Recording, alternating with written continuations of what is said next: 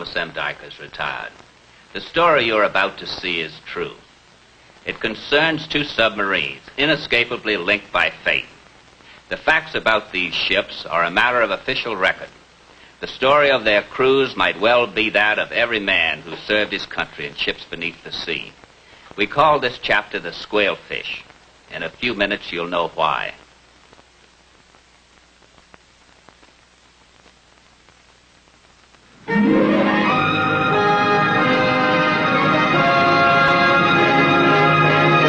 On May 23rd, 1939, the USS Squailfish stood out to sea for a test dive in the waters off Portsmouth, New Hampshire.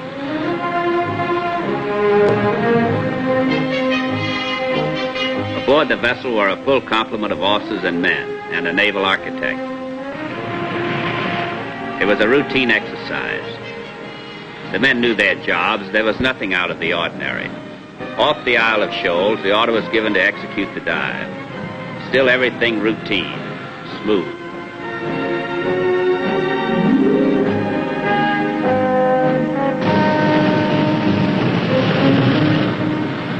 She went down, but now instead of leveling off, kept going. Down, down. Suddenly, what had been routine became a frantic emergency. A mechanical failure, and the valve wouldn't close. The Squailfish became a headline in the morning papers. She settled on the bottom in 240 feet of water. Trapped in her forward torpedo room, still alive, 33 men. They find a smoke rocket, red signal for emergency distress. Operating close by was her sister ship, the Squailfish. Sighting the smoke rocket, Squailfish spread the alarm by radio and sped for the scene herself. Well, you're through, boy. Finished. Uh-huh. Hey, what's the matter with you? Oh, I was just thinking about the Squailfish. Nothing we can do till we get there. Come on, boy, your deal. Do you know Lenny Harrison? Yeah, why? Oh, he was transferred to the Squailfish a couple of days ago. Electrician's mate. Ah, that's tough. Nice guy. Yeah. We went to school together. You and him buddies, huh? I was kind of hoping he'd be with us. Yeah, it's too bad. Well, come on, let's play. Stop thinking about him. In response to the Squalpin's dispatch, the rescue ship Falcon and others were soon on the scene.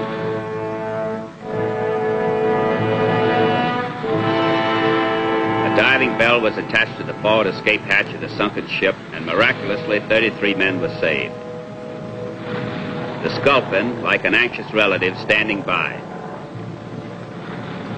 Amongst the survivors was electrician's mate Leonard Harrison. Next round's on me. No, not tonight. Oh, it's a welcome home party, Lenny. Yours. Oh, come on, you guys. I mean, after No, all... no, keep your money. That's it. Night's our night. Okay. But I want to tell you one thing. I wouldn't be sitting here tonight like this if it weren't for you guys on the Squalpin. Oh, sure you would. Somebody'd have found you. It was a long time down there. Just waiting. Listen, boy, you're a hero. You didn't do anything, but you're a hero. Name in the papers and everything. The guys in the engine room. The ones that didn't get out. Well, come on, let's make up. Sure, the next ones are on me. Hey, Lenny. Good to have you back, boy. Hey, 4 more of the same.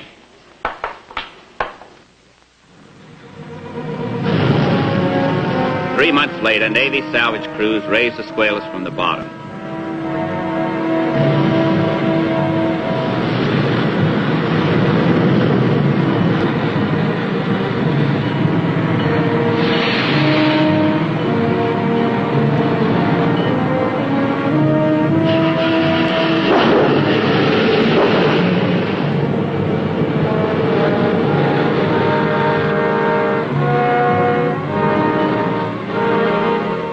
She was taken to Portsmouth Navy Yard, and work began to recondition her.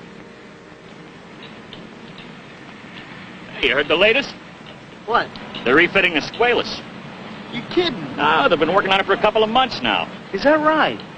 I got a pal who knows. It's going to be tough finding a crew for her. She's a jinx. Well, I don't know. She got back all right, didn't she? You mean if you were transferred to her, you wouldn't squawk? Uh-uh. I guess I'm not superstitious. You wouldn't get me inside her for double pay. You got too much imagination, Willie. About a year after Squalus had sunk, she was recommissioned for active service, and her name was changed to Sailfish. The Navy knew and understood the feelings of submariners who remembered and would have misgivings about sailing on the old Squalus. So they decided to give her a tough skipper and a picked crew whose imaginations were less prone to be fanciful. Sculpin and Sailfish both joined the submarine force Asiatic Fleet. Sailfish skipper had amongst his jobs dispelling the shadow which still lay over the resurrected sub. She had yet to prove herself. 4 days before Pearl Harbor in Manila, another link was added to the chain of events which drew tighter the bond between the Sculpin and the old Squalus, now Sailfish. A new man joined the Sculpin's crew. Electrician's mate Leonard Harrison reporting for duty, sir.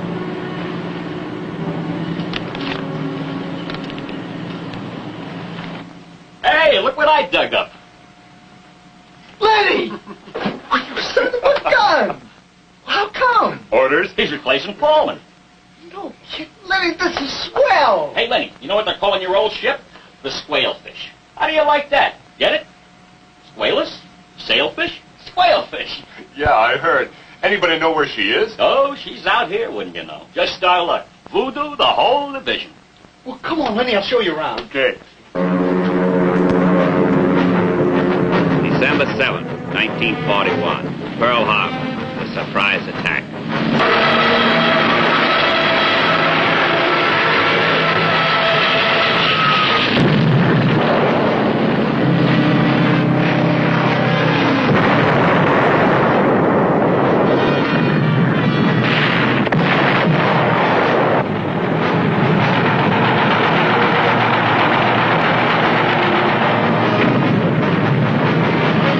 December 8th, Manila. It was happening there as well, but headquarters had known it was coming. The submarines had already taken up control duties, among them Sculpin and Sailfish. They were at sea when the raid started. Now was the time for Sailfish to prove herself. Down scope. Battle stations.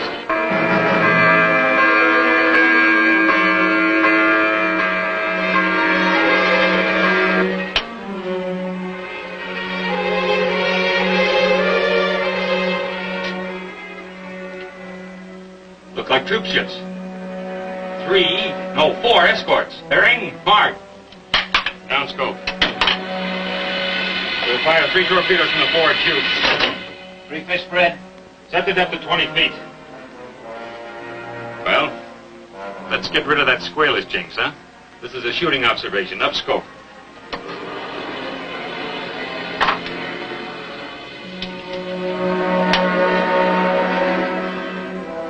No change.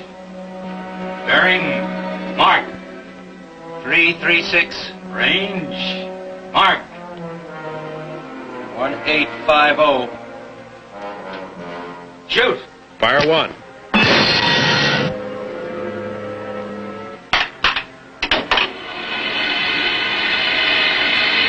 Fire 2. Fire 3.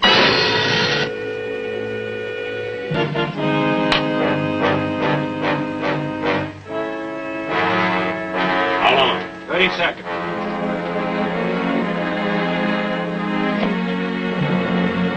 Destroyer, get a setup. Stand by. Shoot! Take her down! The torpedoes fired at the troop ship either missed or went too deep. The 4th aimed at the destroyer might have hit, but it could not be confirmed. The Sailfish went deep to escape the escort vessels. Her first test had not been an unqualified success. In the autumn of 1942, Sailfish and the Sculpin were once again brought together, this time for patrol duty out of Brisbane, Australia. In March of that year, Sailfish had sunk her first vessel, the Kamagawa Maru, an aircraft ferry, and the shadow of her bad luck that had shrouded her was lifted. What luck. A broken leg, and he gets this. Have you seen the nurses in here? We go out on patrol duty, and he gets this. Don't know what the old Sculpin's gonna do without you, Willie. I'll be thinking of it. I'll bet. Well, we gotta be moving. Willie, catch up with you when we get back. Take your time, boys. Take your time. So long, boy. Good luck. Bye-bye.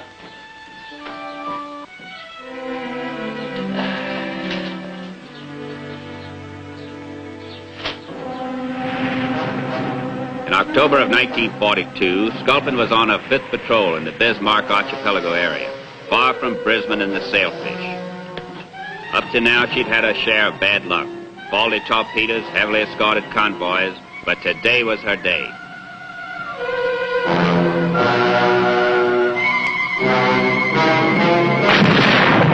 Her first sinking, the 4,731-ton transport Naminu Maru. High fold. 3 9. Yeah, I wonder how Willie's getting on. I wonder how those nurses are making out. Are you kidding? He wouldn't stand a chance. They're all officers. You don't know Willie.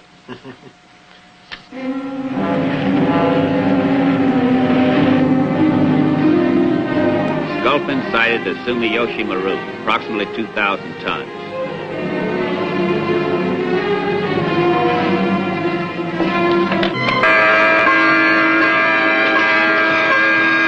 Once again, our luck held.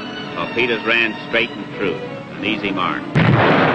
Scored 2 for the Sculpin in a week. She was well named, for like her namesake, her barbs were sharp and dangerous. This was a war to her liking. In Brisbane, Sailfish was getting ready for sea. It was November. Torpedoman First Class W.C. Wilson reporting for duty, sir. Welcome aboard, Wilson. What was your last boat? Sculpin, sir. She's a lucky boat, and a good one. But so is this one. Yes, sir. I've heard.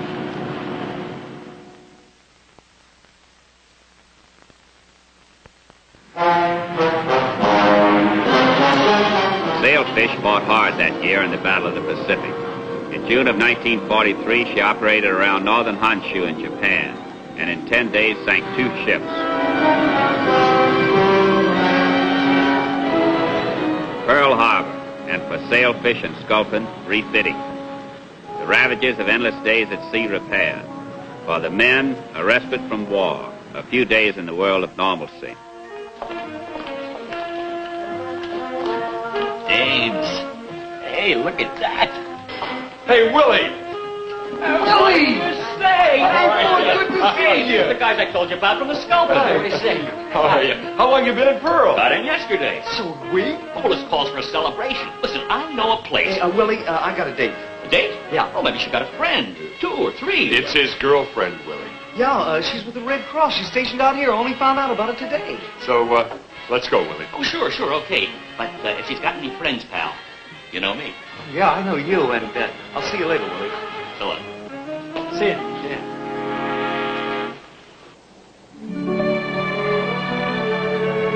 I never thought we'd be seeing each other like this.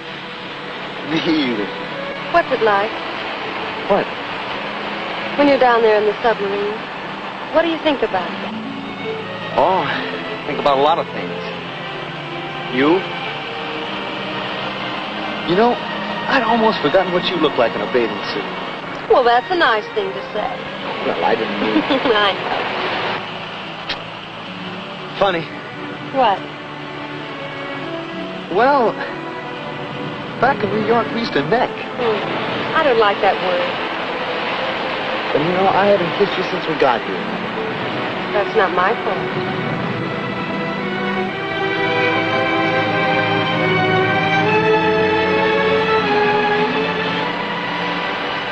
I wish you didn't have to go back. Me? Well, it's nothing. We got a great skipper. There's nothing to it. They haven't heard us yet. They never will. You wouldn't think there's any war out there. There isn't. Not tonight. So we come up on him broadside, see? Whack, whack, whack. I fire 3 torpedoes. Bloom, she's done. Finished. A 20,000-ton ship, the Fui Maru. The skipper says, Wilson, you disobeyed orders. I told you 1 torpedo. I says, Captain, sir, court-martial. I deserve it. He says, no, Wilson. Let's just keep this quiet. Just between us. But I'm putting in for a citation for you. You saved the sailfish, and I'm grateful. Right, Lenny? That's the way I heard it. Bourgeois.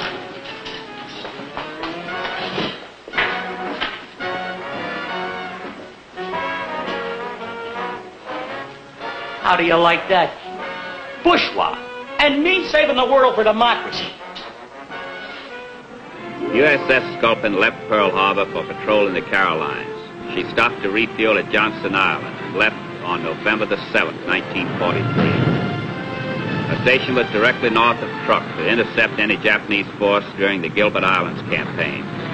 On November the 18th, she made contact with a large enemy convoy. But her luck was running out. Badly damaged under depth charge attack, she was forced to surface.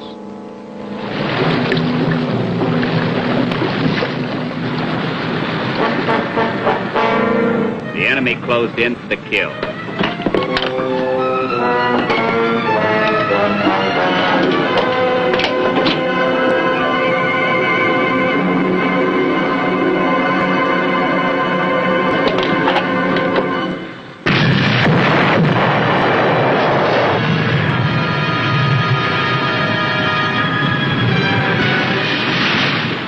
Under orders, all hands abandoned ship. Among them, electrician's mate Leonard Harrison and his pal Boney.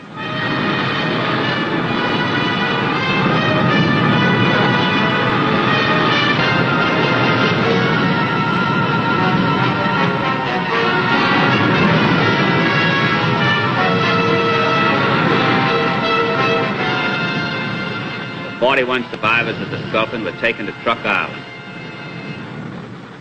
Then they were split into 2 groups, 20 in one, 21 in the other.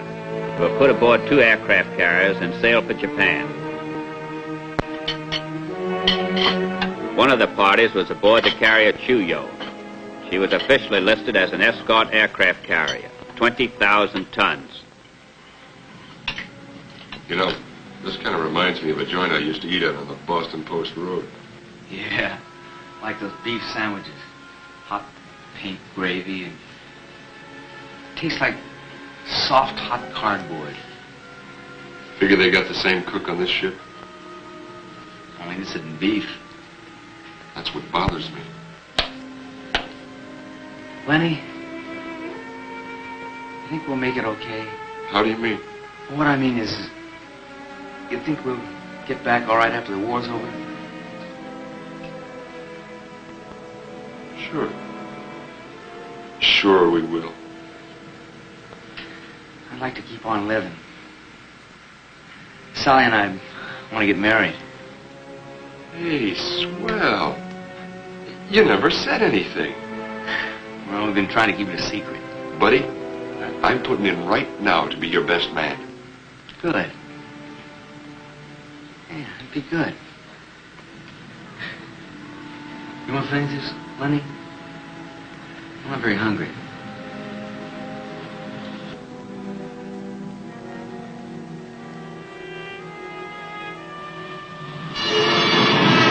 On December 3rd, 1943, at 1745, USS Sailfish was fighting a 40 to 50 knot wind. Visibility varied from 0 to 500 yards. At 23:48, radar got a contact, ranged 9,500 yards. And 10 minutes later, 3 more targets were contacted. Battle station torpedo!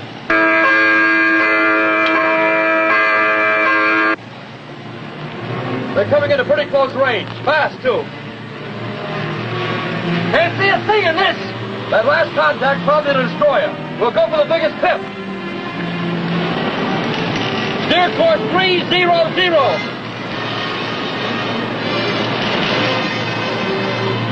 Clear the bridge! Clear the bridge! Dive! Dive!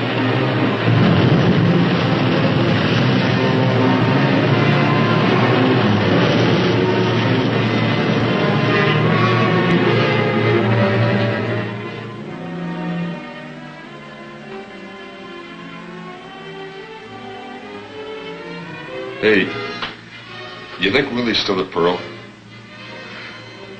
Who knows? What a guy. Did I ever tell you about the time he met a girl in Portsmouth? The Japanese carrier was still unaware of the impending attack.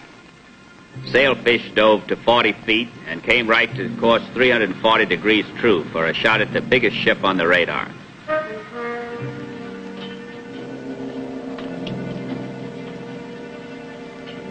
Be a battleship or a carrier. Make ready the forward tubes. Make ready the forward tubes.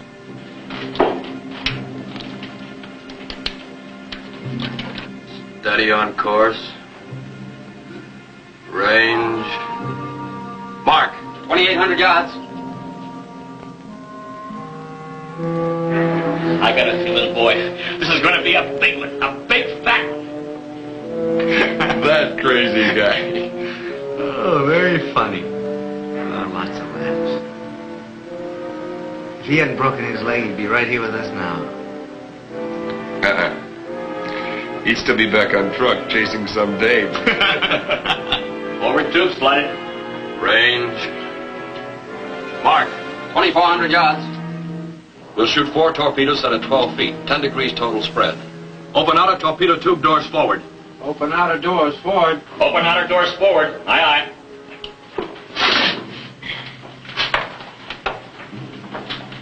Oh, me for some sleep. Yeah, me too. Night, pal. Night, Lenny.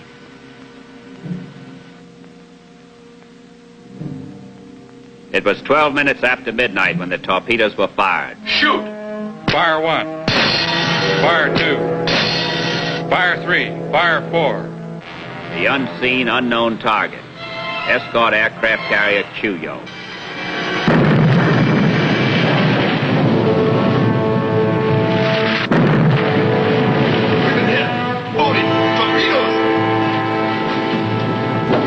Two hits, number 1 and 4 torpedoes. You hear that, boy? We hit her bullseye. Here we go again. Rick for depth charge. For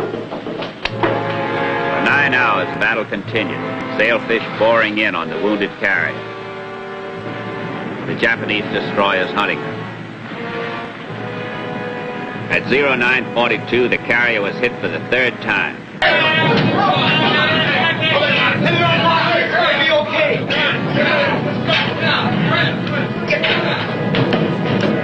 At 0946, the Chuyo was going down and was cheering aboard the Sailfish.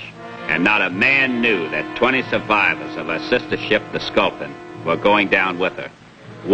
Only one survived the sinking, and he was taken to Japan. USS Squailfish, renamed Sailfish. A war record reads 7 vessels sunk, 45,029 tons, including the aircraft carrier Chuyo of 20,000 tons. She received the Presidential Unit Citation.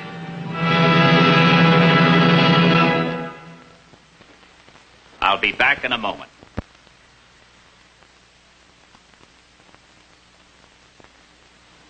I'm sure that every day we live makes us more aware of the irony of fate. On that day in 1939, when the Sculpin stood by the sunken Squailus, no one dreamed that they were helping to save an instrument that would eventually destroy part of her own crew. Fortunately, when the Sailfish sank the carrier Chuyo, she had no idea the Sculpin survivors were aboard.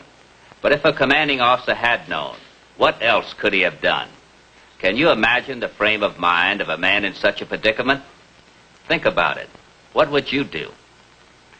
Please join us again for another thrilling chapter of the Silent Service. Take her down and not goodbye through the deep blue underneath the ocean. We'll control the ocean wide from down, down underneath the sea. Faith and force will pass the word in the future's yet to be.